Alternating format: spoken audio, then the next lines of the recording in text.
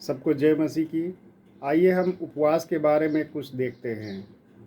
आज हम लोग परमेश्वर के लिए उपवास करते हैं। बहुत से लोग उपवास करते हैं, लेकिन क्या केवल पेट को भोजन न देना ही उपवास होता है? न भूखे रहकर क्या हम उपवास नहीं कर सकते? कई बार हमको उपवास करना होता है, कुछ अपनी आदतों से, कुछ अपने व्यवहार से। आइए हम देखते हैं कि हम कितने प्रकार के उपवासों को रख सकते हैं।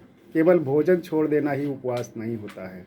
वैसे पवित्र शास्त्र में 3 प्रकार के उपवास बताए गए हैं। एक उपवास वो जो 1 नंबर का होता है, जिसमें इंसान कुछ भी नहीं खाता है और परमेश्वर की उपस्थिति में बैठकर उसकी आराधना करता है। दूसरे प्रकार का उपवास कि उसमें हम कुछ जल पी सकते हैं और हम परमेश्वर के लिए दिन भर उनकी उपस्थिति में उसकी आराधना करते हुए अपने जीवन को उस दिन बिताते हैं।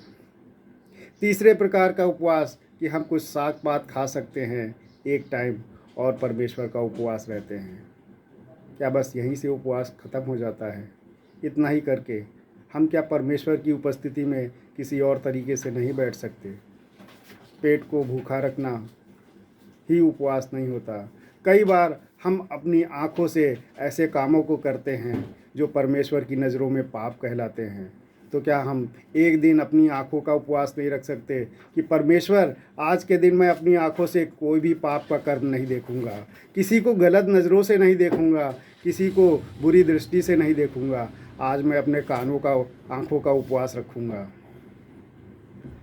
एक दिन हम क्या अपने कानों का उपवास नहीं रख सकते कि प्रभु, आज के दिन मैं अपने कानों में किसी की बुराई को नहीं पड़ने दूंगा, आज मैं किसी की निंदा नहीं सुनूंगा, आज मैं किसी की ईर्ष्या भरी बातों को नहीं सुनूंगा।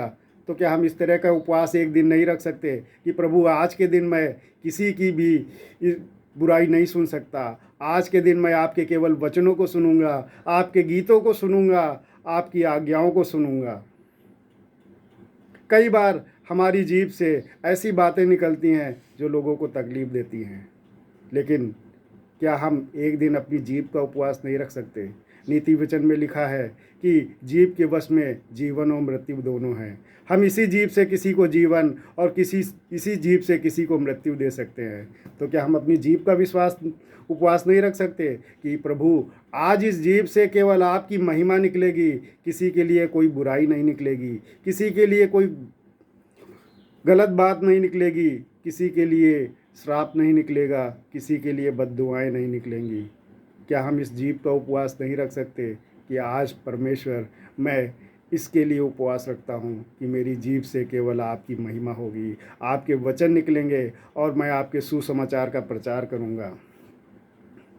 प्रियो, कई बार हम इसी तरह से उपवास कर सकते हैं कि एक दिन का उपवास रखें कि मैं अपने पैरों का उपयोग आपके सुसमाचार के लिए करूंगा और मैं आपके कार्यों के लिए कहीं जाऊंगा, और इन पैरों को मैं तब तक आपके कार्यों को करूंगा उस दिन जब तक ये पैर कहने न लगे कि बस आज मैं नहीं चल पा रहा। क्या हम इस तरह का उपवास नहीं कर सकते? हम अपने पापों को छोड़ करके और पाप कर्म ना करते हुए एक दिन अपने हृदय को शुद्ध रखते हुए भी उपवास कर सकते हैं। ना कि केवल पेट को भोजन ना देने से उपवास नहीं होता। परमेश्वर की उपस्थिति में बैठना सच्चे मन से, आज परमेश्वर लोगों को ढूंढ रहा है जो उसकी आराधना सच्चाई और आत्मा से करें। उनके अंदर छल कपट ना हो, क्रोध ना हो, किसी के लिए ईर्ष्या द्वेष ना हो, किसी के लिए गलत निगाह ना हो, उसके अंदर व्यभिचार ना हो। प्रियो, हम भी उपवास कर सकते हैं, परमेश्वर को प्रसन्न करने वाला काम करें और उस दिन हम केवल परमेश्वर को ही प्रसन्न करने वाला कार्य करें, जिससे हमारा परमात्मा हमसे प्रसन्न हो और कहे कि तू मेरा सच्चा पुत्र है। जिस तरह से प्रभु यीशु ने परमेश्वर की आज्ञाओं को मान करके कहा और कहा कि प्रभु यीशु को परमेश्वर ने कहा कि ये मेरा प्रिय पुत्र है और तुम इसकी सुनो और इसकी आज्ञाओं को मानो। सभी को जय मसीह की।